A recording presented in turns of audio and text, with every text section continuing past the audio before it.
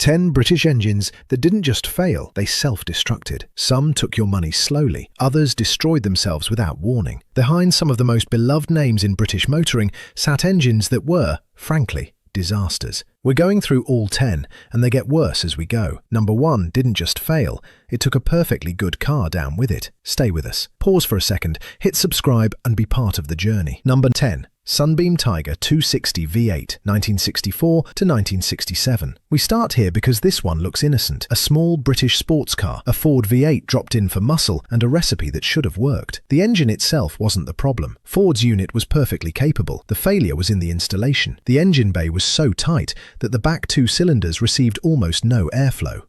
In British traffic, that was already a problem.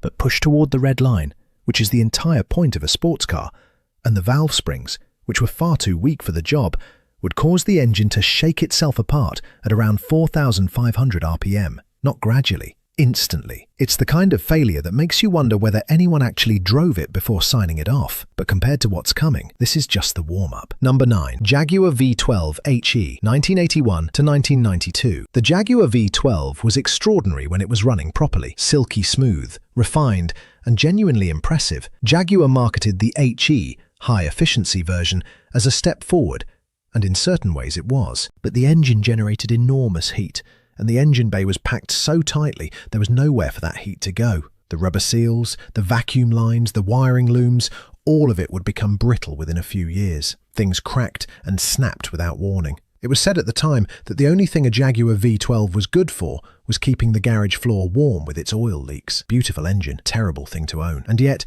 compared to that Rolls-Royce we just mentioned, it gets worse. RollsRoyce L Series V8, early 6.25-litre version, the Sludge King, that was its nickname. Not given by rivals, earned by the engine itself. The early L Series V8, used through the 1950s and into the 1960s, had a design flaw where coolant and oil would mix if the car wasn't maintained with absolute precision. The result was thick black sludge that worked through the engine and eventually seized the entire unit. For an owner who kept up with frequent oil changes and drove the car regularly, it held together. Miss a service, let the car sit idle, and a car worth £50,000 became a very expensive lawn ornament. No one bought a Rolls-Royce expecting to be let down by the engine beneath it, but this one managed it. And if that surprises you, what British Leyland did next will make you shake your head entirely. Number 7. British Leyland E Series, 1969 to 1982. This is where cost-cutting stops being a business decision and becomes a mechanical sentence. The E Series engine, fitted to the Austin Maxi and the Allegro,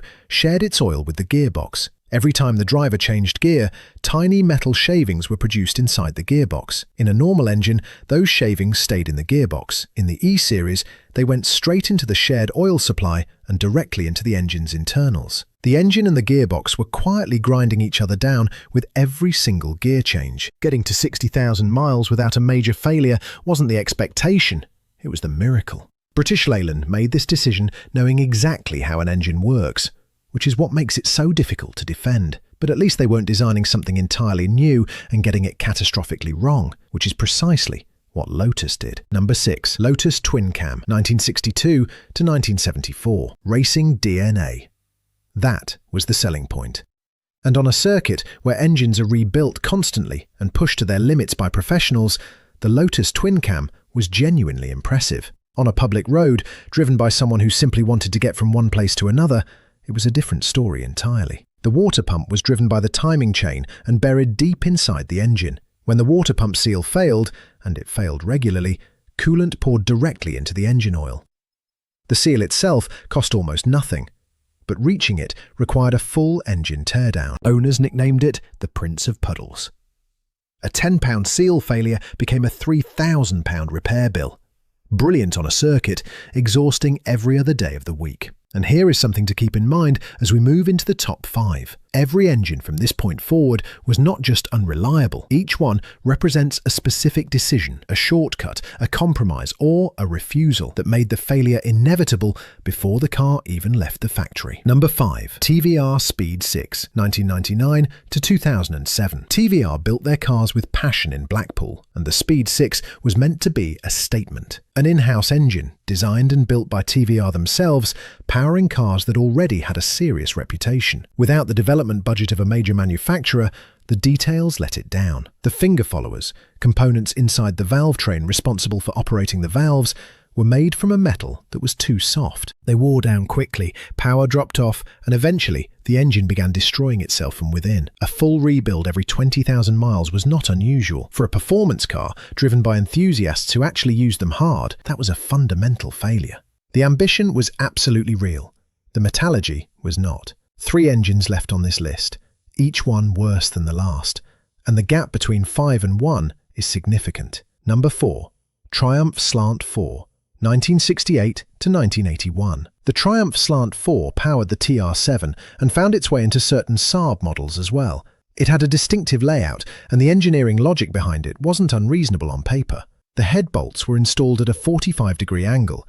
As the engine went through its daily heating and cooling cycles, the cylinder head expanded and contracted at a different rate to the block.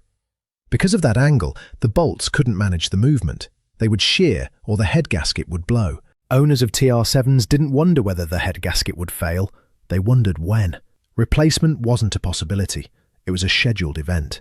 The car had its admirers and the engine had its moments, but the reliability record was almost impossible to defend. 2 engines remain, and from here, the failures stop being frustrating and start becoming genuinely extraordinary. Number 3. Lotus 907 Jensen Healey version, 1972 to 1975. The Lotus 907 deserves its place in history.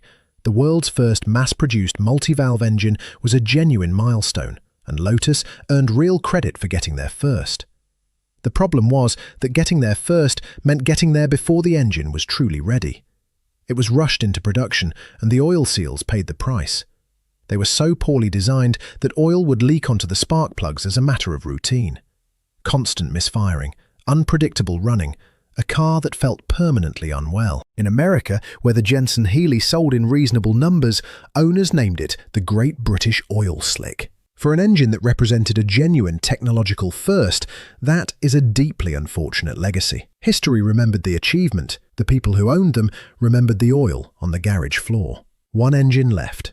And nothing on this list, not the Sludge King, not the Prince of Puddles, not any of them, comes close to what Triumph managed to build in 1970. Number 2. Rover K Series, 1988 to 2005. The Rover K Series was genuinely praised when it launched.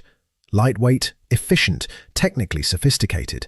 The engineering principles behind it were sound, and for a brief moment, it looked like British engineering had produced something to be proud of. The flaw was structural and unavoidable. Long through bolts ran from the very top of the cylinder head to the bottom of the block. The cooling system was too small for the heat the engine generated. As temperatures rose, thermal expansion crushed the head gasket. Once the gasket was gone, coolant and oil mixed, and the engine followed shortly after. Almost every K Series failed at least once before 50,000 miles. Owners of MGFs and Rovers knew what was coming. Some caught it in time. Many didn't. A brilliant idea that needed more time before it went into production. It never got that time. And yet, as bad as the K Series was, it at least failed for reasons that were subtle. Engineering tolerances, thermal dynamics, mistakes that required explanation. Number 1. Triumph Stag V8, 1970 to 1977. The Triumph Stag V8 is the gold standard for how not to build an engine.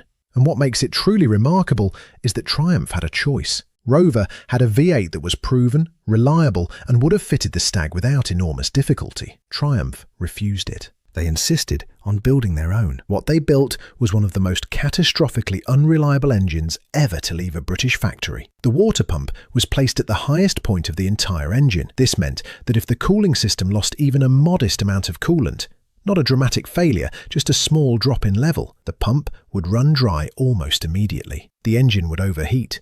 The aluminium cylinder heads would warp.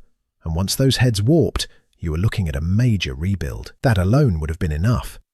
But the timing chains were also too long. As they stretched with use, there was no tolerance for that movement. When they snapped, and they snapped regularly, the valves were driven straight through the pistons. The engine didn't just stop, it destroyed itself. Owners spent fortunes trying to keep these engines alive. Many eventually gave up and fitted the Rover V8 that should have been there from day one. The Stag itself was a genuinely beautiful car, the grand tourer Britain needed in the early 1970s. But the engine beneath that bonnet let it down in every way imaginable. Triumph knew the Rover unit was available. They had the choice, and they walked away from it. The Stag never recovered its reputation, and it never deserved that fate. Britain built beautiful cars, but beauty didn't always make it under the bonnet. These 10 engines are proof of that. If one of these ever sat on your driveway, you already know exactly what we mean.